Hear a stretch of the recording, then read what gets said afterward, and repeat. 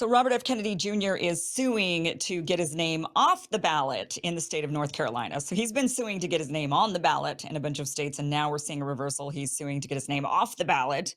And that is because he's withdrawn from the swing states. He's trying to do everything he can to get Trump to win the election so he can be in the administration. But the problem is that some of the swing states don't want to remove his name. The name's been there. He petitioned, worked really hard to get his name on the ballot. Now his name's there, and they're saying, "Look, buddy, it's too late. We're not going to remove you." North Carolina is one of those states that is refusing to remove his name.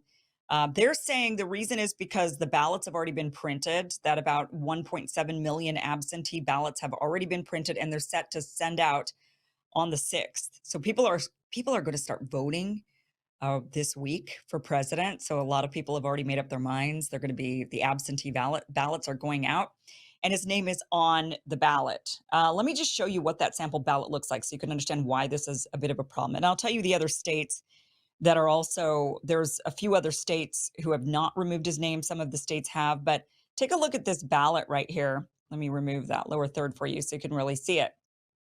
So you've got by the way they decided whose name would go first was based on a draw. They just kind of, so they say, they drew sticks, they drew straws, and Kamala Harris ended up with her name first.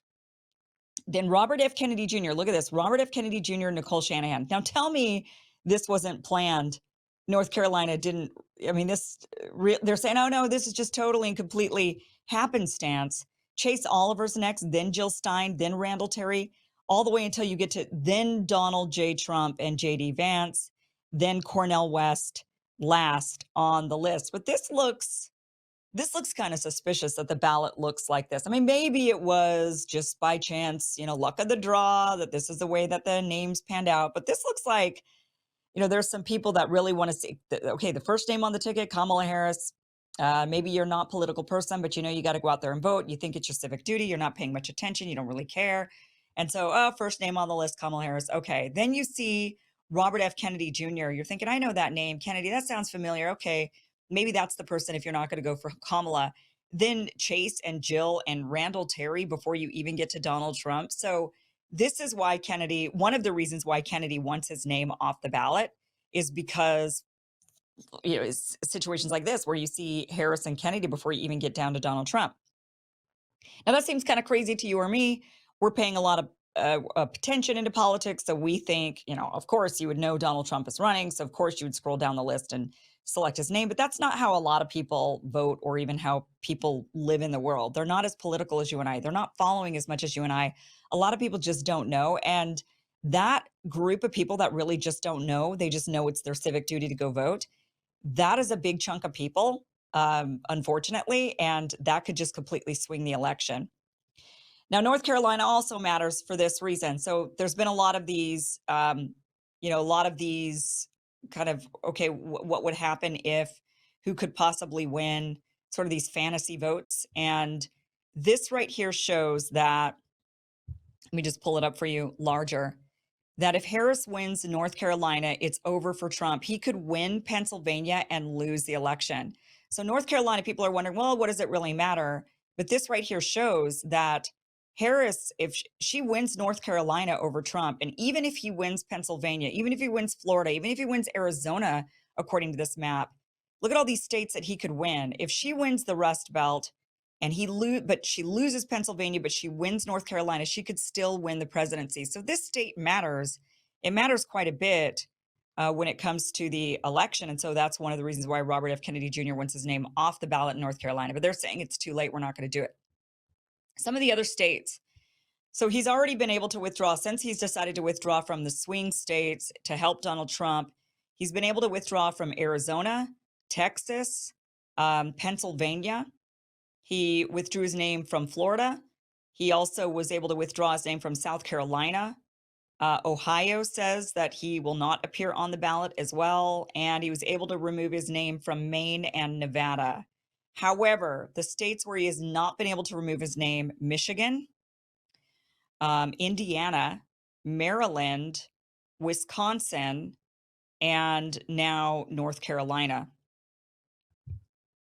That's a lot of states that are saying no. They're saying it's too late, that they've already printed their absentee ballots and that they're going to go out there. It doesn't seem like the Kennedy campaign or the Trump campaign is too worried about a few of these states. They don't seem as worried about Michigan, Indiana, Maryland, or Wisconsin. They probably assume that those states are going to go the way that they're going to go. But it looks like North Carolina to them matters because they're actually suing. They're still trying to sue to get his name off the ballot. But it does seem like it's a bit late for that. So that's where we're at with the Kennedy campaign and his attempts to withdraw and be, to get Donald Trump elected. So his name will still appear in all of the non-swing states. So if you're in a firmly Democrat state or a firmly Republican state, you can vote for Robert F. Kennedy Jr. And if you do vote for him and he does reach over that 5% threshold, if he gets more than 5% of the vote in those states, then he could actually create a third party and receive some of the same, the benefits that they give the primary parties if he gets over that 5% threshold. So there is a reason, if you're in one of these really safe states, if for example, like I live in California, we know it's going to go with Kamala Harris. So then for me, the question is, do I vote for Jill Stein, who I morally agree with on most of the issues, especially the really important ones? And I've interviewed her on this show several times, and she has a much more libertarian viewpoint about a lot of stuff than people would imagine. I think a lot of people think Jill Stein, radical leftist, where she wants to control everything and big government all the time. And actually, when you hear her ideas, she's very smart, very good ideas. She's just as anti-establishment as anybody. So Jill Stein's great, but hate the Green Party. And I really don't want California to think that I'm all about the Green Party. If I signal to them by voting for a Green Party candidate, are they going to think, well, Kim must have liked, they're not going to think about me at all. Let's just get real. But as the Democratic Party starts to look through and sees that they lost a lot of votes to the Green Party, what are they going to associate with that? Are they going to associate that the reason why people voted for the Green Party was because of Israel-Palestine, which would be a large reason why a lot of people vote for Jill Stein? Or are they going to say, well, it just turns out that these lefties want more control over climate, more Green New Deal, more controls on carbon footprints, more Big Brother surveillance on how you're living your life to ensure that you're reducing your carbon footprint? That's most likely, in my opinion, how they would treat my protest vote, how they would treat my signaling. If I signaled Green Party, I don't think they're going to be like, well, Kim was really against what was going on in Israel-Palestine, and Jill Stein was the only candidate who was, really totally against what was going on, and that's why she voted for them. No, that's not what they're going to put together. So that is the issue. A lot of us have to, I think about when we're casting our protest votes, if we're living in a really safe state. It's, what is your state going to make of that? What are they going to think about your vote? How are they going to interpret your vote? How is the Democratic Party or the Republican Party in your state going to interpret your protest vote? And if they're not going to interpret it in a healthy way, like I don't trust California to interpret my Green Party vote if I vote for Jill Stein, even though I hate the Green Party, I'm voting for Jill Stein. If I vote for Jill Stein, I don't trust that they're going to interpret that the right way. So if you vote, for example, for Chase Oliver and you're living in the state of California, Republicans, they're going to be like, okay, yeah, we've got, there's actually some people here in the state that aren't Democrats. Yay, we got a few. But would that even matter in a state like California? I think if you're living in a firm state that is firmly red or firmly blue, you want to signal to the party in charge. I don't know if you really, I guess you could do a signaling where you say, well, there's, like my home state of Idaho, if a lot of people vote Democrat, or if they vote Jill Stein or they vote Chase Oliver, maybe it would signal to the Republican Party there that, hey, there's a growing number of people, in particular, if you vote for Jill Stein or a Democrat, there's a growing number of lefties moving into the state, or a number of people that are going away from Republican ideas. So maybe you need to make some changes. What would those changes be? Maybe become more moderate. That might work. If you vote real libertarian, they just think, okay, more and more people don't want big government. So we kind of have to think about this. I think my point is, as we're casting our protest votes, if you're living in one of these safe states and you cast a protest vote, think about what the impact of that protest vote is actually going to be.